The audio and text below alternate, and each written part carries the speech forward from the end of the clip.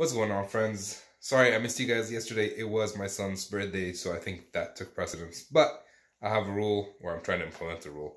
Uh, don't miss 2 days in a row. So, well, my rule was to do it every day, but now that I missed one day, so can't miss 2 days in a row. So, here's my thoughts for today. When you're in sales, you tend to work against competition, right? We specifically have one competitor. If you're talking about networking companies like Nokia or Cisco, they're competing with each other. There's Juniper. There's also a bunch of other, like Huawei. So there's a lot of companies. And if you're in SaaS, you probably have your own competition. So you might want to know who your competition is. My biggest pet peeve is when talking to people who just mock the competition. Like, oh, they cannot do this, they cannot do that, they're so super bad, their sales team is horrible.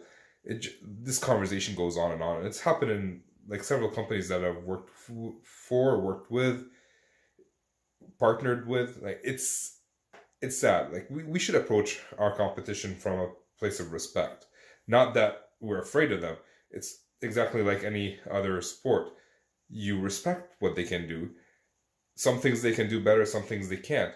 That's not the point. The point is who can help the customer better. And that's where the competition comes in. That's where you personally are responsible and where you can do a difference. The product is the product.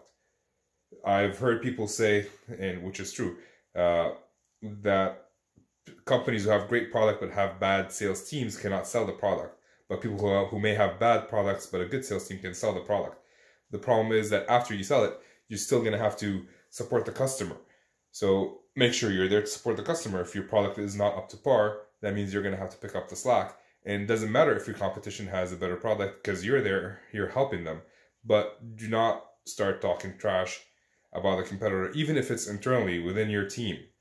There is no point to disrespecting the competitor. That's outward thinking. You're supposed to control what you can control, not control what the competitor can do. You know you can work as hard as you can. You will do whatever it takes to win a deal. You will do whatever it takes to keep the customer supported and make sure that his problem is solved and not drop the ball halfway through whatever it is that you're working on.